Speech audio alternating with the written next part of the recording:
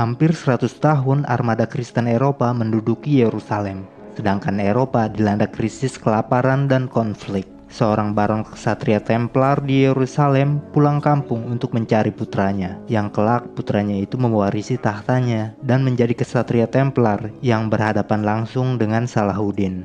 Dengan subscriber yang masih secuil, yuk kita lanjut bahas filmnya, dan inilah Kingdom of Heaven. Jadi, hari kedua, Salahuddin menggerakkan pasukannya lebih dekat lagi ke benteng dengan mengerahkan beberapa menara pemanjat benteng dan mempermalukan Guy mengaraknya tanpa baju di atas kuda.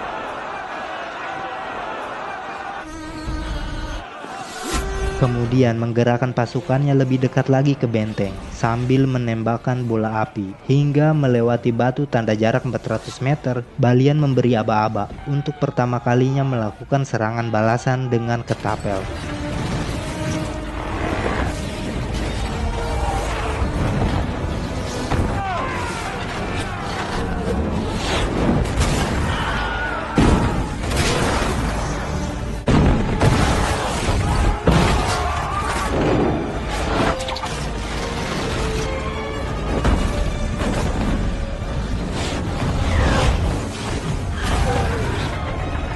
Namun pasukan muslim terus maju melewati batu tanda 300 meter hingga 150 meter. Kali ini serangan balasan mulai menggunakan panah.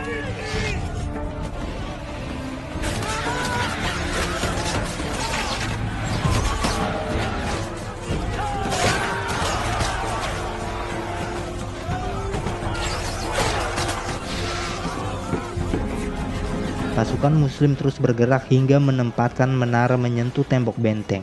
Balian selalu melakukan serangan balasan tepat waktu dan tepat sasaran yang membuat efisiensi tenaga dan amunisi.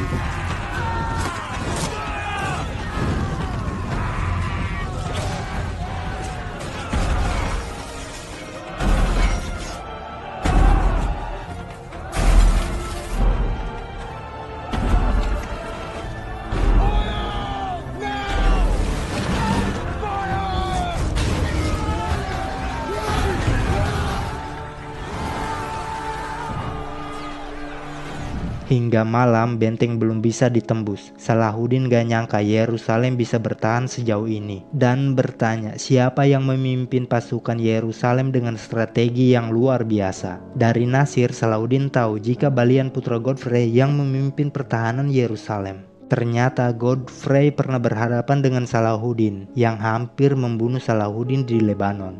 Sibila memotong pendek rambutnya sendiri karena sudah melihat kekalahan di depan matanya. Balian menyusun strategi berikutnya dengan tali tombak dan pemberat batu. Hari berikutnya, pertempuran berlangsung lebih sengit. Pasukan muslim berhasil memanjat benteng dan mengibarkan bendera kebesarannya. Balian langsung turun tangan menyerang pengibar bendera itu.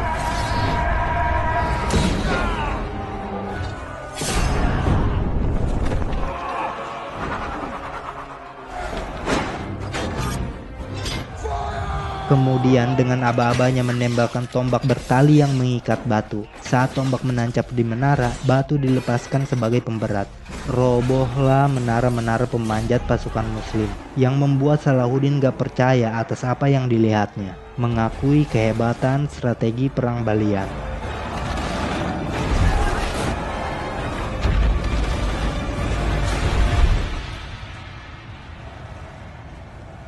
Banyak korban berjatuhan dan terluka. Sibila turun tangan langsung membantu mengobati kesatria yang terluka.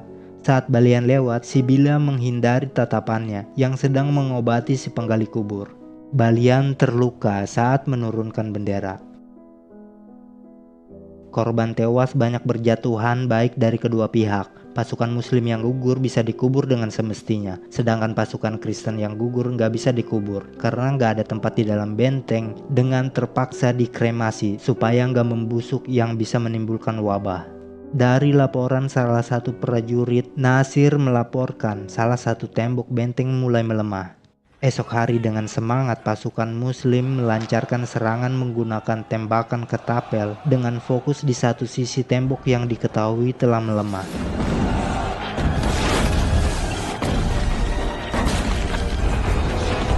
Balian menyadari tembok nggak bakal mampu bertahan, memutuskan gak melakukan serangan balik, mengumpulkan pasukannya yang tersisa di balik tembok, dan membakar semangat pasukannya untuk tetap berjuang melawan saat nanti tembok berhasil dirubuhkan.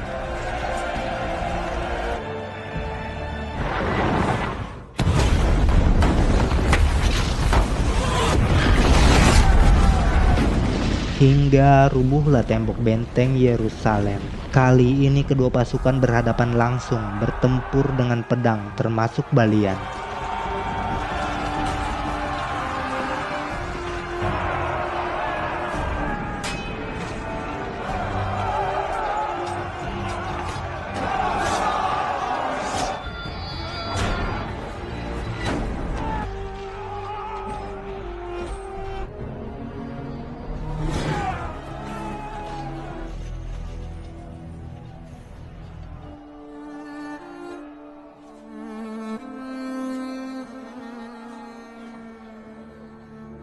Pertempuran berakhir dengan lebih banyak memakan korban dari kedua belah pihak. Namun Yerusalem belum juga berhasil ditaklukkan. Akhirnya Salahuddin menawarkan kesepakatan, yang juga itu merupakan tujuan Balian. Bertemulah dua pemimpin besar untuk berunding. Intinya Salahuddin menginginkan Yerusalem tanpa bertambahnya korban dari kedua belah pihak. Dan tanpa ada yang ditawan, semua warga nggak terkecuali anak-anak, wanita, orang tua, ksatria, ratu, semua orang akan dibebaskan dan diantar ke tempat tujuan mereka masing-masing. Balian sedikit heran karena hal itu nggak dilakukan pasukan Templar saat menaklukkan Yerusalem dahulu kala. Sedangkan Guy akan diserahkan ke Balian. Karena tujuan utama Balian adalah menyelamatkan rakyat, Balian setuju dengan kesepakatan itu, menyerahkan Yerusalem ke Salahuddin. I am Salahuddin. Salahuddin.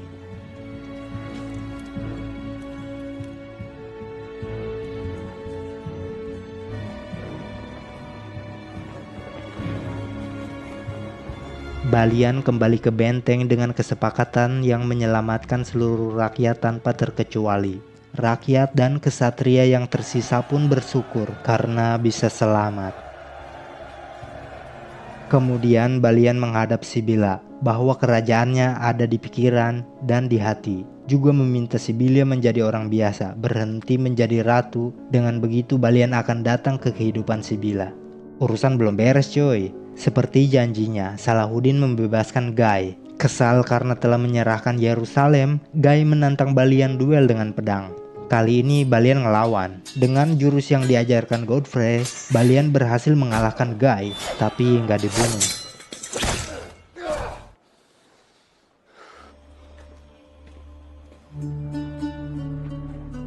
Salahuddin mulai memasuki kota taklukannya dengan penuh rasa toleransi. Nasir memberikan kembali kudanya yang dulu Balian berikan. Setelah disiapkan dengan taburan bunga, Salahuddin memasuki istana menuju singgasana. Langkahnya memilih menghindar untuk tidak menginjak tanda salib simbol suci dari umat Kristen. Dengan aman warga Kristen mulai berangkat menuju tujuannya masing-masing, termasuk Ratu Sibila dengan berjalan kaki, menandakan dia memilih menjadi rakyat biasa. Balian pun turun dari kuda menghampirinya.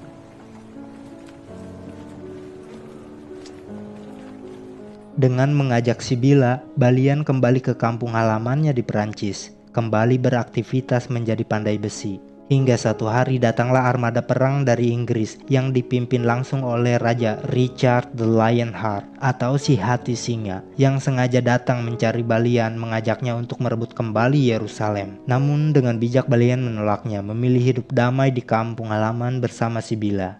Tanpa Balian, Raja Richard pergi ke Yerusalem bertempur selama 3 tahun, hingga berhadapan langsung dengan Salahuddin. Hampir 1000 tahun kemudian, perdamaian di Yerusalem masih belum tercipta. Dan film pun berakhir. Oke pribadi, terima kasih telah menonton. Tetap jaga perdamaian antara umat beragama, suku dan bangsa. Akhir kata, salam toleransi dan sampai jumpa.